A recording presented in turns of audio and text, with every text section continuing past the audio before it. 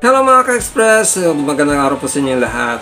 So for today's video mga ka-express, ay balikan natin yung mga naging performance ni Alex Way bago siya umarap doon sa Wimbledon. So ito po yung pinaka profile ni Alex Ayala dito po sa site ng WTA. So dito natin makikita yung lahat ng kanyang mga naging laro at kanyang mga ranking, mga naging ranking. At saka siyempre yung prize money na napanalunan niya na lahat. So si Alex Ayala po, ito, paano na pakinggan natin kung paano niya binibigkas ng kanyang apelyido. My name is Alexandra Ayala. Alexandra Ayala. So siya po si Alexandra Ayala mga ka-express. Siyempre, buong Pilipino, talagang purong Pilipino. 20 years old at ang height ay 5'9". Ang current ranking niya mga ka-express ay rank 56 po siya ngayon. Rank 56 si Alex. Yan, nakita nyo, rank 56 po yan. Ito pala. Ito, rank 56.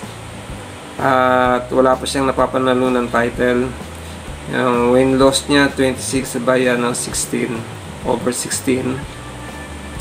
And yung napapanalunan niyang mga pera sa ngayon ay umabot na ng 591,592. So, ito yung mga previous fight niya, mga games niya mga ka-express.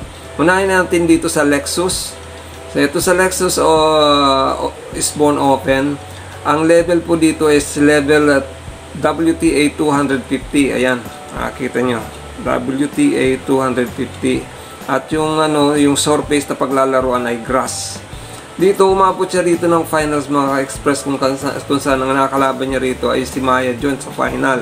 Pero bago siya lumaban dito mga ka-express, ang ranking niya, ang ranking ni Alex dito ay rank 77 siya mga ka-express. No, hindi rank 77. Rank 74 po siya. Ito. Nagkamali tayo. Rank 74 po. Si Alex ay rank 74. Yan sa Lexus na yan. Ayan. Ayan. Lexus. Ayan po. Rank 74 po siya dyan. Ito, rank 74. Tapos yung entry type niya, kung paano siya rito napasama, qualifier lang po siya dyan. Kaya nga duman siya na sa dalawang qualifier. Nauna niyang nakalaban ay si Somnes and then si Halle Baptiste. Tapos dito na sa main draw, nakalaban sa round of 32. Una niyang nakalaban si Bronze City. Tapos ito si Jelena Ostapenko mga ka-express. Pangalawang beses niya na yung tinalo. Kasi sa unang tinalo niya doon sa Miami Open. Titingnan natin, babalikan natin doon sa Miami Open. Ang rank ni Ostapenko mga ka-express ay rank 20. So, rank 74 dito si Alex. Ang mga nakakalaban niya is rank si Baptiste, rank 54. Si Bronze City, rank 61. Si Ostapenko, rank 20. Tapos si Yastremka, ito yung tumalo doon sa nakakalaban niya sa Wimbledon mga ka-express. Si Krejcikova ng itong naka-upset. Ang rank dito ay 42. Tapos si Gracheva, ito nagpahirap sa kanya. Mababa ang ranking nito pero nahirapan siya rito. Tinalo niya ito sa 3 sets. 111 yung ranking nito. And then sa final nakakalaban niya si Maya Jones, rank 51. Nagkaroon siya rito ng 4 na championship point. Kaya lang talaga hindi para kay Alex yung laro na yon. So tingnan natin yung naging performance niya mga ka-express doon sa Miami Open. Kung saan talagang ito mga ka-express. Dito sa Miami, ito Miami Open nung ginanap nung March 30, March 18 to 30 itong taon na to. Yan. Bali ang dito, ang level is WTA 1000. Mataas to mga ka-express. Tapos yung surface na paglalaroan na ito hard court. So ito yung mga nakakalaban niya. Pero bago siya dito lumaban mga ka-express, ang ranking ni Alex Ayala ay rank 140. Ayan. Ayan siya. 140 ang rank niya. Tapos ang entry niya, kung paano siya rito napasama, wild card lang po siya dito mga ka-express. Wild card. So, Yung point na kinuha niya rito ay napakataas mga express. Nung natapos yung torneo na to, nakakuha siya ng plus 390 points. At ito na at ang pinakamalaking earning ni Alex Ayala dito sa professional tennis career niya, na nag-earn siya rito ng $332,168. O i-convert mo na yan sa sa Philippine money. Malaki po yan, nasa 30 ata yan, 20 plus o 30 plus million.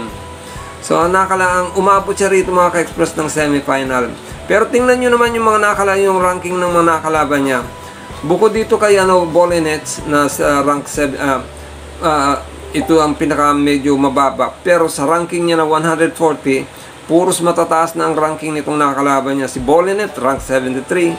Si Ostapenko, ito yung nakalaban niya ulit dun sa sa Eastbourne, rank 25. Si Madison Key, rank 5, rank 5th. Tapos to si Paulo Badosa, nag-walk over to sa round of 16. Rank 11. Ito matindi. Pagdating sa quarterfinal, nakalaban niya si Iga Swiatek, mga ka-express, rank number 2. And then pagdating sa semifinal, nakalaban niya si Jessica Pegula, rank number 4. Ito lang ang hindi niya tinalo mga ka-express, to si Pegula. Pero muntik-muntikana na. Kasi doon sa first set, dapat panalo doon si Alex. Kaya lang talagang maraming naging error ni Alex. Kaya nakuha ni Pegula yung first set. Sa second set, nakuha yun ni Alex. So ito yung mga performance ni Alex mga ka-express na talagang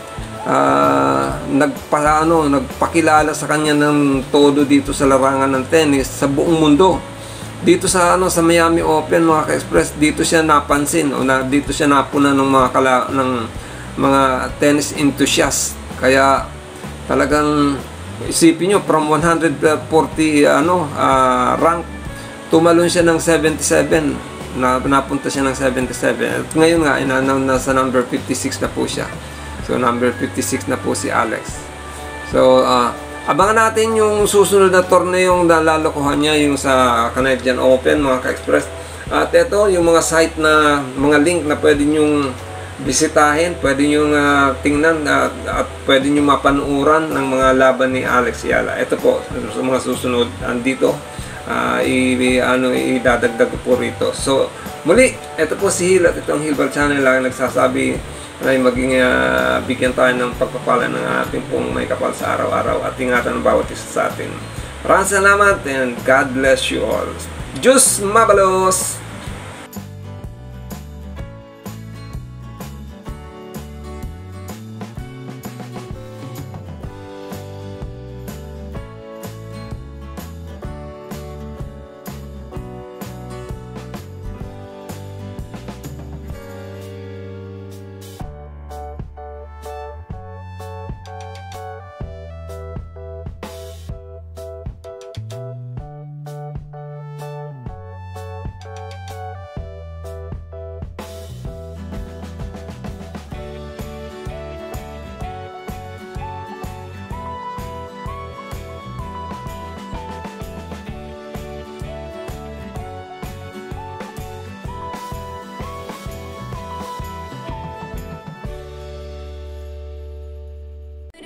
Just